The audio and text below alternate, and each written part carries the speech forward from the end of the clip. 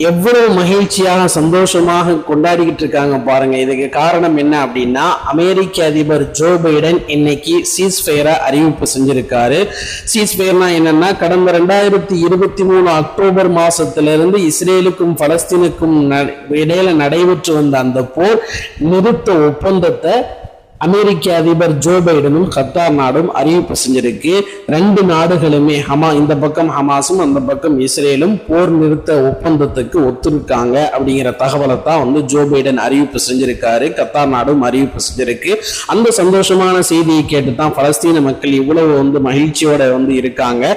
Ceasefire 3 கட்டங்களாக நடைமுறைக்கு வரும் அப்படின்னு சொல்லியிருக்காங்க. முதல் கட்டமே கிட்டத்தட்ட 2 வாரங்களுக்கு மேல போகும் அப்படின்னும், இந்த முதல் கட்டத்துல 2 தரப்பு இருந்து பணைய கைதிகளாக கைது செய்யப்பட்டு வைக்கப்பட்டிருக்கவங்களை விடுவிப்பாங்க அப்படின்னும், 2வது கட்டத்துக்கு போகும் பொழுது முழுமையாக போர் நிறுத்தம் நடைமுறைக்கு வந்துடும் அப்படின்னும், இந்த காலகட்டத்தில் இருந்த இப்போதிலிருந்து போர் நடைபெறாது அப்படின்னு 2 நாடுமே ஒப்பந்தத்திற்கு ஒத்துழைச்சிருக்காங்க, இஸ்ரேலும் பலஸ்தீனும்.